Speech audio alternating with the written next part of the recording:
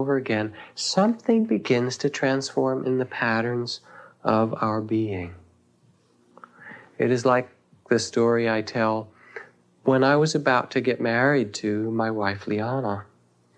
I thought about it, and I wondered, now, how can you make a commitment, a vow to say, I will love you and be with you and care for you for the rest of my life, when our minds are so changeable? I mean, I knew enough about my mind at that point from meditation to not trust it for a damn, you know? So how do you do that? How do you make that kind of commitment? I went to this old couple, this old Quaker couple that we used to spend time with in Cambridge, quite wonderful. He was a professor at Harvard, and she was an artist, and they were in their 70s, and very gracious and beautiful couple. They used to speak in these and thous whenever they had an argument. It was quite amazing to watch. You know, when I hear thee say that, oh, it was beautiful to hear their arguments.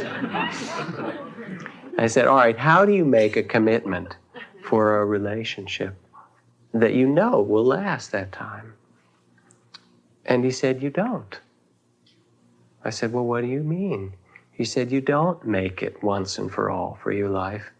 You make it every day, each morning when you get up. You do it over and over and over. A repeated intention. The power of our intention is wonderful, and it becomes magnified when it's practiced, breathing in and out. When we simply sit over and over again, we learn to be steady, to open our hearts, our compassion, to be awake. The intention to meet our life with awareness over and over grows in us, to hold things in that way. So even in the Buddha's teachings, after the Buddha's enlightenment, there's this funny thing in the texts where Mara, who is the god of evil, the evil one, comes and visits the Buddha a number of times after he's enlightened. And each time Mara comes to tempt him or offer him something or trick him in some way, the Buddha looks up and says, oh, is that you, Mara? And Mara says, oh dear, he knows me. He sees me, and kind of slinks away. And it's that, the dialogue is that short and that simple. Is that you again, fear? Oh, I know you. I've seen you so many times. Is that you again, remorse? You know, is that you again? Whatever it happens to be that we've been afraid of. And you start to see it over and over and discover some aspect of your being, your Buddha nature, that's much greater than that voice that comes. Oh, he knows me. She knows me. She sees me for what I am. What matters underneath all of this is most deeply a transformation of our identity, of who we think we are.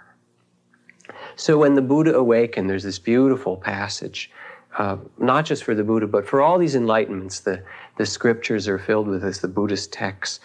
Now the eye of knowledge awakened, the eye of wisdom, the great heart of compassion, like a lamp that had been overturned, set upright, like light coming into the darkness.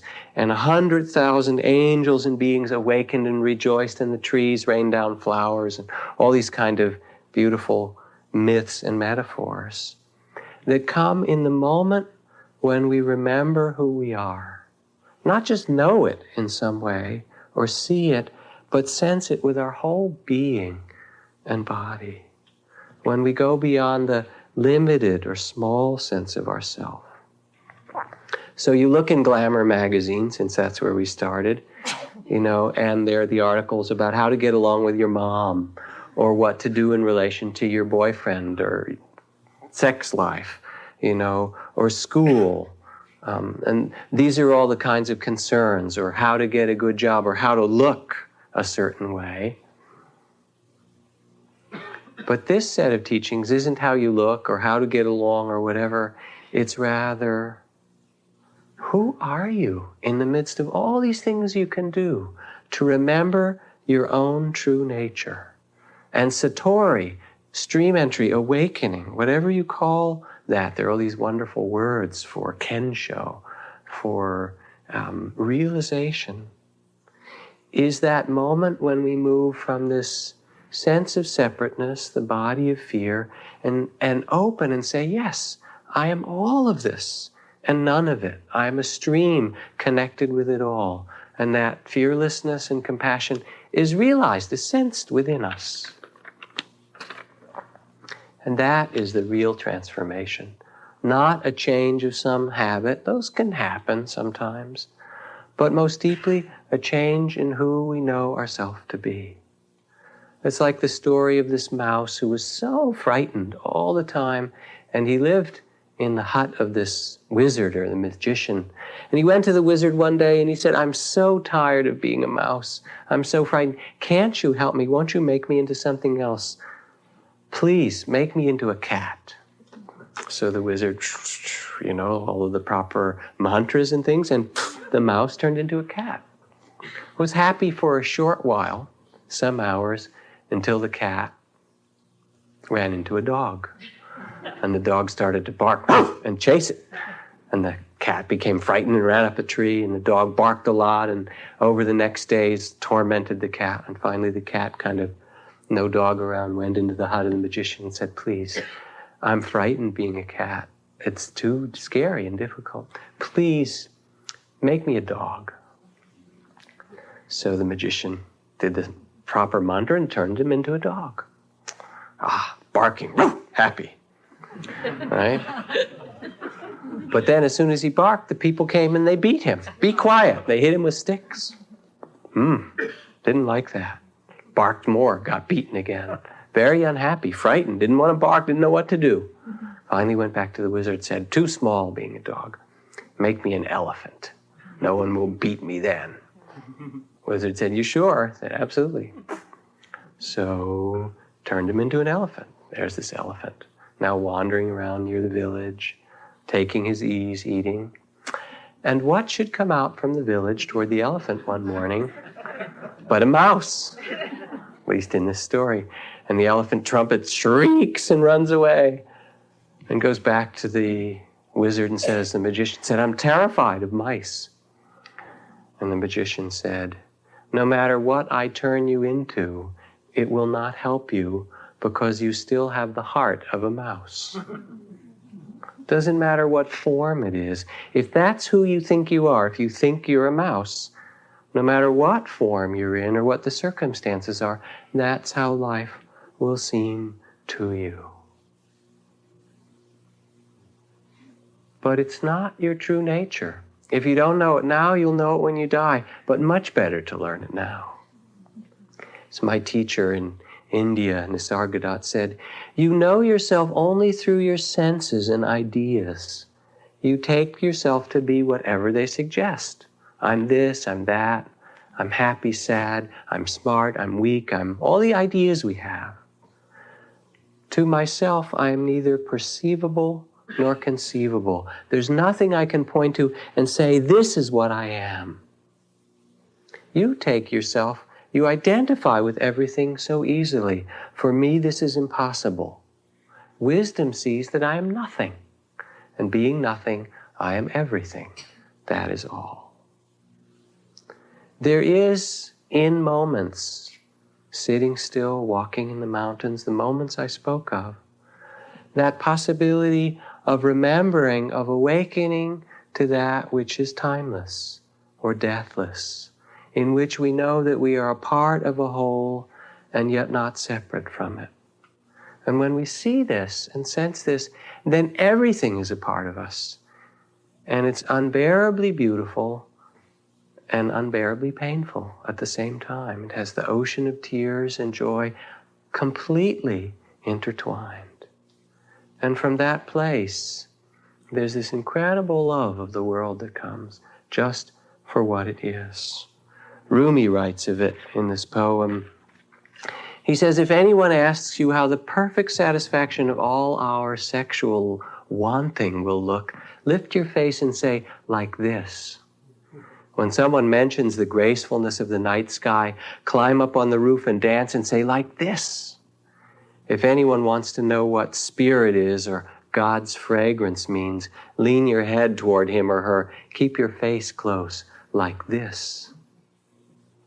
If anyone wonders how Jesus raised the dead, don't try to explain the miracle. Kiss them on the lips like this. When somebody asks you what there is to do in this world, light the candle in his hand like this. So when we touch or awaken our heart in this way, our old habits come back, they reoccur. But there isn't that confusion of who we are. We know that's not, the habits come back, but we know that's not who we are. We sense instead a kind of nobility. That's a frequent word in the spiritual texts. A nobility of a king or a queen or a prince or a princess. The dignity of our own Buddha nature, that we belong on this earth just as we are in this unique body, in this unique being. And when we have that, we discover it's contagious. It's wonderful. Other people catch it from us, and we catch it from them out of this nobility. Whenever two or more of us are gathered in his name, whenever we act from that spirit, everything around us feels this. It's quite beautiful. So that there was this wonderful monk who lives in Thailand, and during the riots and shooting several years ago, the student riots and the turning of Bangkok upside down, and the army was fighting against the students and killing a lot of people. He went out with his robes and his begging bowl in the morning, barefoot, followed by 200 monks from all of his temples that he'd gathered together, and some nuns. And they took their bowls and they were shooting, and they walked right through the line of fire between them. And then they stopped and they stood there for an hour and they just meditated. And it completely stopped out of the respect that people had for the presence of this man and the robes. And I'm starting to think to myself, why doesn't the Pope and the head of the Greek Orthodox Church, and the head of the great mosque in Cairo, whoever, or the Ayatollah from Iran, and the Dalai Lama and 6 other people like that, all go to Yugoslavia and hold hands and walk to Sarajevo. And people who represent everyone in that conflict from each of those, and just do that. Because I don't think they would be shot. I think that they would represent something else. And when we live from that place, we have the power, an incredible power, to affect the world around us, not by what we say, or even by our actions, because over thousands of years, who knows what will be or should be, but really from our being. It's like Suzuki Roshi, Zen master, the tribute paid to him by the student, where she wrote, this person who is realized, a Roshi, lives in that perfect freedom which is the potential for each human being, in the fullness of their being. There's humility, joyousness, straightforwardness, uncanny perspicacity, unfathomable compassion. Their whole being testifies to what it means to live in the reality of the present. Without anything said or done, just a moment of meeting such a person, the impact of that can change one's whole sense of life. But in the end, it is not the extraordinariness of a teacher which perplexes or intrigues or deepens the student. It is the teacher's utter ordinariness, because they are just themselves. They are the mirror for their students or whoever is around them. Just in being ourselves, in resting in our true nature, the world becomes changed. So lasting change, this is where we started, is really a shift of who we are. To live in the truth of who we are is not some perfection, fit some ideal, become a certain way, but rather resting in our heart, resuming that which we know ourselves to be, remembering that through feeling it in our body, through practicing it over, through sensing it in the world around us, again and again. And out of that comes wonderful blessings to us and to all we touch. I have just 3 things to teach, says the Tao: simplicity, patience, and compassion. These 3 are your great treasures. Simple in action and thought, you return to the source of your being. Patient with both friends and enemies. This is interesting. It doesn't say you don't have enemies. Patient with both friends and enemies, you accord with the way things are. Compassionate toward yourself, you reconcile all beings in the world. Thus the wise woman residing in the Tao sets an example for all beings. Because she doesn't display herself, people see her light.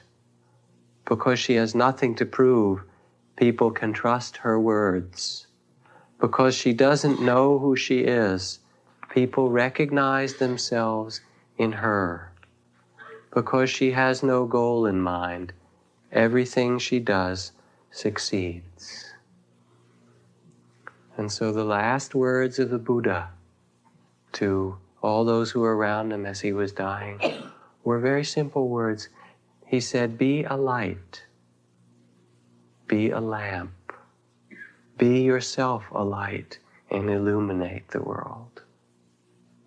So let's sit for a moment.